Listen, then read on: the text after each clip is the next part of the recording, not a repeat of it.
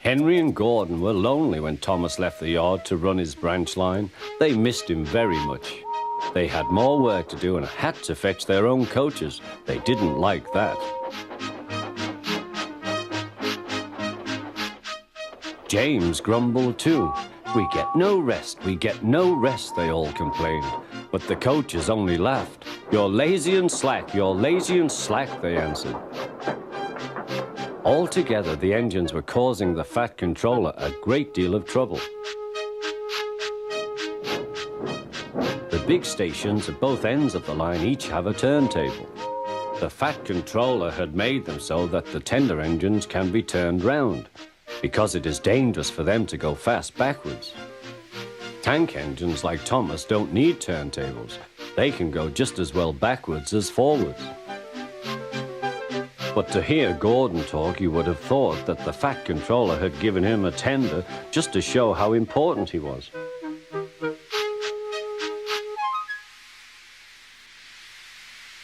"You don't understand, little Thomas. We tender engines have a position to keep up. It doesn't matter where you go, but we are important. And for the Fat Controller to make us shunt trucks, fetch coaches, and go on some of those dirty sidings, it's not the proper thing."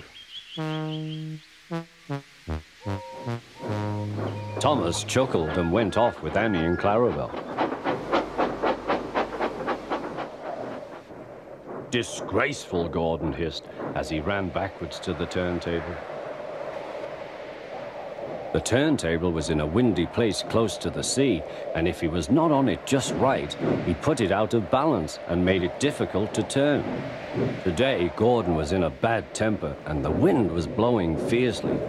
His driver tried to make him stop in the right place, but Gordon wasn't trying.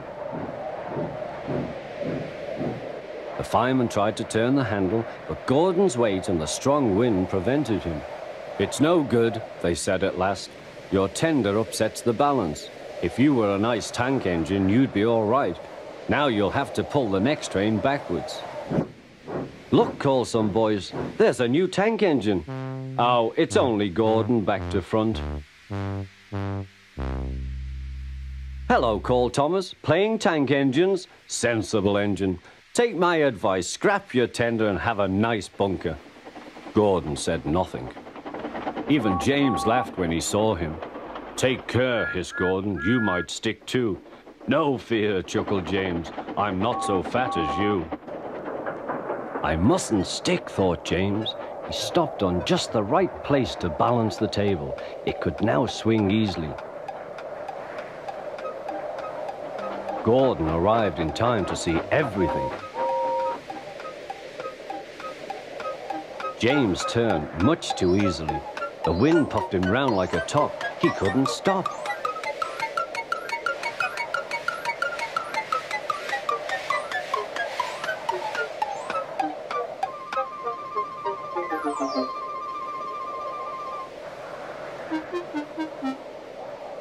"Well, well," said Gordon, "are you playing roundabouts?" Poor James, feeling quite giddy, rolled off to the shed without a word.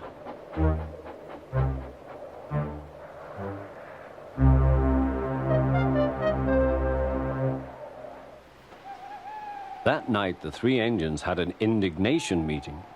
"It's shameful to treat tender engines like this. Gordon has to go backwards and people think he's a tank engine. James spins round like a top and everyone laughs at us. And to add to that, the Fat Controller makes us all shunt in dirty sidings. Blech!" "Listen," said Gordon. He whispered something to the others. "We'll do it tomorrow. The Fat Controller will look silly. The engines are decided to go on strike."